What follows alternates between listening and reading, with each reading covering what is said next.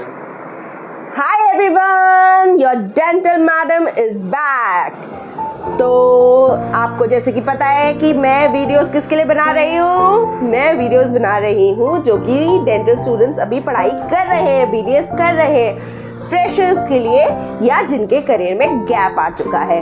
अगर आपको इंटरेस्ट है डेंटिस्ट्री में तो आप भी देख सकते हैं ये वीडियोस। तो सब कहेंगे एक साथ, learn with fun, dental madam के संग मजे मजे में पढ़ लेंगे। तो आज का टॉपिक क्या है? आज का टॉपिक है वाइटल पल्प थेरेपी, जिसमें हम पढ़ेंगे indirect pulp capping and direct pulp capping. तो सब रेडी हो जाएं, सब अपने नोट्स बना लें। जिनको नोट्स नहीं बनाना है वो हमसे नोट्स मांग भी सकते हैं कमेंट सेक्शन में कमेंट करके। Okay, so what is indirect pulp capping? तो हम पहले जानेंगे what is indirect pulp capping. Indirect pulp capping में क्या होता है कि जैसे आपने कैविटी प्रिपरेशन करी होगी, जब आप डेंटल स्कूल में जाते हैं वहाँ पे कैविटी प्रिपरेशन सीखते हैं और उसके बाद जब पेशेंट पे करते हैं तो सबसे बड़ा फियर क्या होता है एक डेंटल स्टूडेंट के मन में?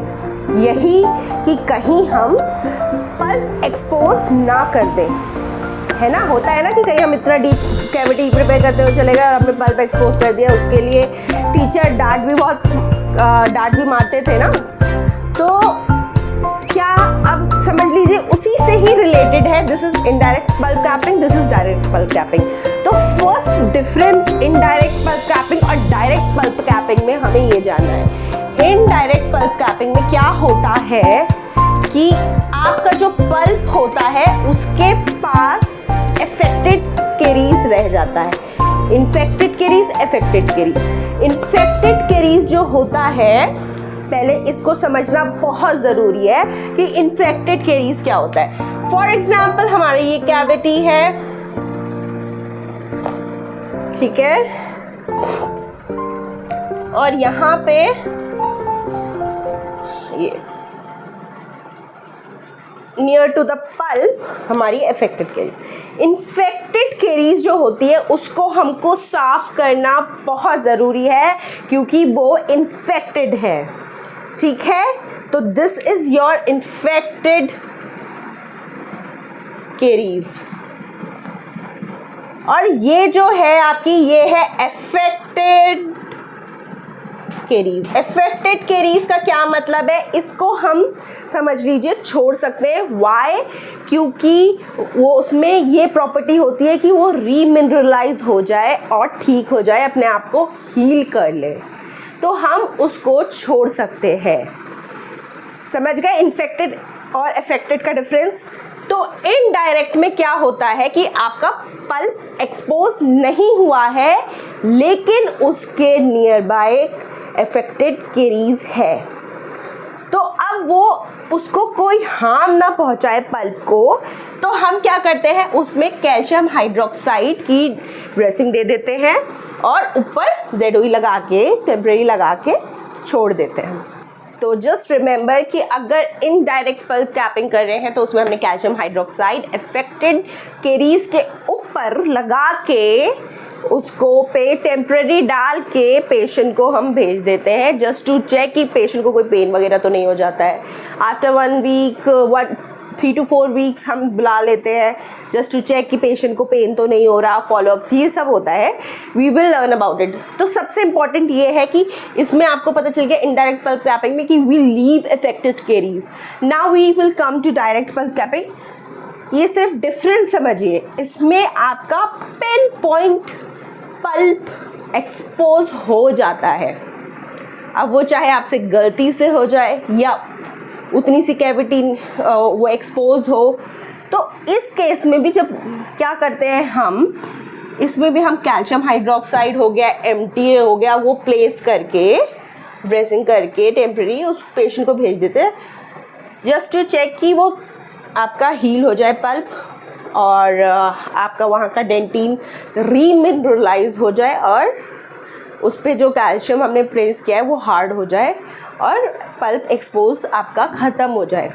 तो this is the difference. One difference you should remember indirect pulp capping में कि आपका पल्प एक्सपोज नहीं हुआ है, डायरेक्ट पल्प कैपिंग में पिन पॉइंट एक्सपोजर हो गया है. Got my point? तो अब आपको जानना ज़रूरी है कि इनडायरेक्ट पल्प कैपिंग और डायरेक्ट पल्प कैपिंग भाई किस किस केस में करेंगे, राइट? तो इंडिकेशंस क्या है ये जानना बहुत ही ज़रूरी है. तो इंडिकेशन में आपको सबसे पहले याद रखना है कि इनडायरेक्ट पल्प कैपिंग में डीप कैरियस लीजन होता है, ठीक है. दूसरा, प्रेजेंस ऑफ अफेक्टेड कैरीज होती है. क्या? तो प्रेजेंस ऑफ अफेक्टेड कैरीज होती है. तो डीप कैरियस लीजन बहुत गहरा गड्ढा, कैविटी, ठीक है. प्रेजेंस ऑफ अफेक्टेड कैरीज जो कि मैंने बताया था कि जिसमें रीमिनरलाइजेशन मतलब ठीक होने की क्षमता है जिस डेंटिन में, उसको अफेक्टेड कैरीज करती है, उसका प्रेजेंस है वहाँ पे. फिर है अवॉइड आरसीटी. आरसीटी हमें नहीं करना है उस केस में. फर्म और इमोबाइल होना चाहिए. ये नहीं कि दांत हिल रहा है और उसमें हम कर रहे हैं, उसको कोई फ़ायदा नहीं है. फर्म होना चाहिए. तो डायरेक्ट पल्प कैपिंग पढ़ेंगे. डायरेक्ट पल्प कैपिंग में क्या होता है, ओ माय गॉड, मुझे तुम्हें पढ़ाते पढ़ाते रोना भी आ गया. तो रोने की कोई बात नहीं है. ये मैं रोई इसलिए क्योंकि डायरेक्ट पल्प कैपिंग में आपका पल्प रो रहा है क्योंकि वो एक्सपोज हो चुका है. इनडायरेक्ट पल्प कैपिंग का पल्प नहीं रो रहा है क्योंकि वो बच गया है. तो उस टाइम स्माइल और इस टाइम सैड क्योंकि मेरा पल्प एक्सपोज हो गया है. Got my point? ऐसे याद रखिए. तो डायरेक्ट पल्प कैपिंग में पिन पॉइंट एक्सपोजर है. आपके पल्प का एसिम्प्टोमेटिक होना चाहिए. वो दांत, उस दांत में कोई दर्द वगैरह नहीं होना चाहिए, उसमें कोई परेशानी पेशेंट को फील नहीं होनी चाहिए. रेडियोग्राफिकली उसमें कोई पेरीरेडिकुलर लीजन नहीं दिखना चाहिए, जड़ के पास कुछ पस या कोई भी पेरीरेडिकुलर इन्फ्लेमेशन नहीं होनी चाहिए, ठीक है. पल्प जो हो इतना ज़्यादा ख़राब हालत में नहीं होना चाहिए कि वो हील ही नहीं हो पाए. Got my point? Mildly inflamed होना चाहिए कि वो ठीक हो जाए. This is the difference in the indication of indirect pulp capping and direct pulp capping. याद रखेगा. इंडिकेशन के बाद कॉन्ट्रा इंडिकेशन जानना तो ज़रूरी है कि किस केस में हम इनडायरेक्ट पल्प कैपिंग नहीं करेंगे या डायरेक्ट पल्प कैपिंग नहीं करेंगे. तो उसके लिए है इनडायरेक्ट पल्प कैपिंग हम नहीं करेंगे जब पल्प एक्सपोज हो. आपका पल्प एक्सपोज हो गया है तो आपका केस ही ख़त्म हो गया इनडायरेक्ट पल्प कैपिंग का. क्योंकि रिमेंबर ना, यही तो रिमेंबर दैट. तो पल्प एक्सपोज नहीं होना चाहिए, टूथ डिस्कलर्ड नहीं होना चाहिए, या फिर आपका टूथ जो है नॉन वाइटल नहीं होना चाहिए. टूथ डिस्कलर आपका दांत का रंग ही बदल गया, नीले रंग का दांत दिख रहा है आपको, ये वो मतलब कि उस निशानी है कि वो दांत जो है ख़त्म हो चुका है, इट्स नो मोर अलाइव. तो उस केस में नहीं करेंगे इनडायरेक्ट पल्प कैपिंग. और दांत आपका हिल रहा है, मोबाइल है तो नहीं करेंगे. और अब हम आते हैं डायरेक्ट पल्प कैपिंग में जिसमें नहीं कर सकते.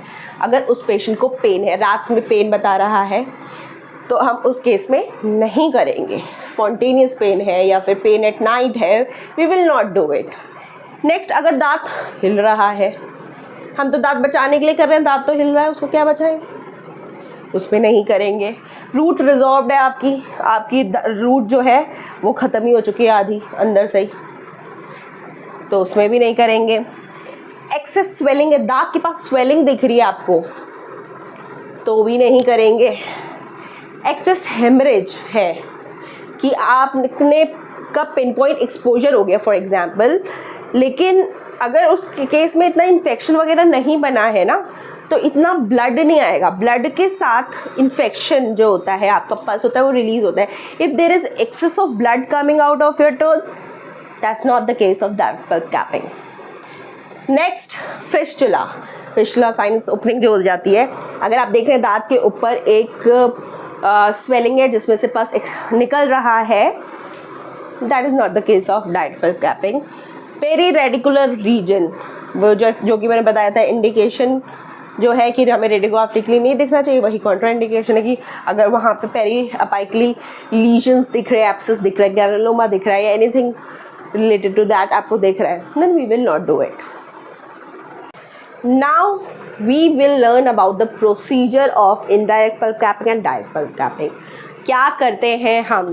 तो क्या करते हैं हम? अगर इनडायरेक्ट पल्प कैपिंग करना है हमें, सबसे पहले हमें एनेस्थीसिया देना पड़ेगा पेशेंट को, क्योंकि सेंसिटिविटी इतनी ज़्यादा होगी, we are going near to the pulp, patient बहुत ज़्यादा चीखेगा चिल्लाएगा, आप अपना काम अच्छे से नहीं कर पाएंगे। तो इट्स बेटर आप एनेस्थीसिया दीजिए, रबर डैम प्लेस करिए और फिर आप वहाँ पे इन्फेक्टेड केरीज को निकाल दीजिए। रिमेनिंग अफेक्टेड केरीज जो बची है उसके ऊपर कैल्शियम हाइड्रोक्साइड प्लेस करिए, ZOE प्लेस करिए, टेम्परेरी डाल के पेशेंट को भेज दीजिए और उसको 3-4 हफ्ते बाद बुलाइए कि देखने के लिए। अगर पेशेंट एसिम्प्टोमेटिक है, पेशेंट को दर्द नहीं हो रहा है, तो नेक्स्ट हम 3-4 हफ्ते बाद बुला के टेम्परेरी निकाल के उसमें अगर देखते हैं कोई कैविटी है, इन्फेक्टेड केरीज है आपको लगता है, तो वो रिमूव करके कैल्शियम हाइड्रोक्साइड प्लेस करके, कैल्शियम हाइड्रोक्साइड ज़्यादा जो यूज़ होता है दैट इज़ डाइकल। आप लोगों ने सुना होगा कॉलेज में भी डाइकल प्लेस होता है। इसमें 2 ट्यूब्स आती है, कैटलिस्ट और आपका बेस। इसका तरीका ये होता है कि आपने क्या लिया, एक मिक्सिंग पैड लिया, उस पर ले लिया, दोनों चीज़ें मिक्स किया और प्लेस कर दिया आपने अफेक्टेड केरीज पे। लेकिन क्या होता है कि इतनी जल्दी इसका सेटिंग टाइम है कि लाते लाते वो हार्ड हो जाता है। तो उसका एक तरीका ये भी है कि हम उस कैविटी में ही दोनों चीज़ें ले लें और अपने इंस्ट्रूमेंट से उसे मिक्स कर दें और उसको सेट होने दें ओवर द अफेक्टेड केस। तो ये बहुत अच्छा तरीका है। और उसके ऊपर फिर हम GIC की बेस दे के ऊपर कंपोजिट फिलिंग कर देंगे। That's how indirect pulp capping is complete. Now come to direct pulp capping. इसमें क्या करेंगे, we will remove the caries. सबसे पहले हमें केरीज निकालना है। केरीज ऑब्वियसली उससे पहले हम रबर डैम प्लेस करेंगे एंड देन केरीज निकालते निकालते एक्सीडेंटल एक्सपोजर हो गया, आउच, ठीक है। तो एनेस्थीसिया देंगे, then we will give anaesthesia और उसके बाद उसके ऊपर कैल्शियम हाइड्रोक्साइड हो गया या MT हो गया, there are other substances also which we use, वो हम पढ़ेंगे। तो कैल्शियम MT सबसे ज़्यादा कॉमनली यूज है, वो आप ध्यान रखो, वो लगाएंगे। फिर वही सेम GIC का बेस ऊपर कंपोजिट करके we will send the patient. तो अब ये सब तो हो गया।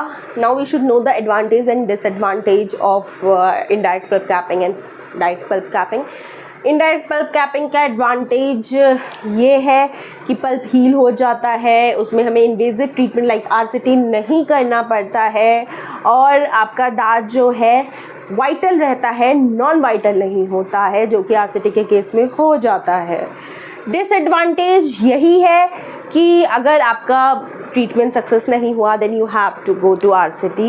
और ये भी होता है कि आपने उसमें अफेक्टेड के कैविटी छोड़ी है, बाई चांस वो प्रोग्रेस कर जाए, इन्फेक्टेड में टर्न आउट कर जाए, देन अगेन आपका सक्सेस रेट कम हो जाता है उसके। यही डिसएडवांटेज है इनडायरेक्ट पल्प कैपिंग के। डायरेक्ट पल्प कैपिंग का एडवांटेज यही है सेम कि आपको इन्वेजिव ट्रीटमेंट नहीं करना पड़ेगा, आपका दांत वाइटल रहेगा। जैसे कि हमने शुरू में पढ़ा था वाइटल पल्प थेरेपी पढ़े, तो आपका दांत वाइटल रहेगा। और डिसएडवांटेज यही है कि अगर पल्प हील नहीं होता, खुद हेल्दी पल्प नहीं है और माइल्डली अगर इन्फ्लेम्ड है वो नहीं हील होता, then again we have to switch to RCT only.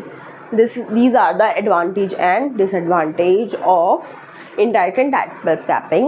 तो ये हम कर सकते हैं, हम through the experience ये gain कर सकते हैं। So to all the students who are finding difficult in learning these things, please आप हमें contact करें, हम आपको help करेंगे। and in future आप किसी भी चीज़ के लिए कोई टॉपिक पे जल्दी आप चाहते हैं कि वीडियो बनाएं, you can comment and please subscribe, like, press the bell icon, share करिए और ये आपके लिए बहुत यूज़फुल है। और if you want notes you can contact us on the given number. Thank you so much, Tata.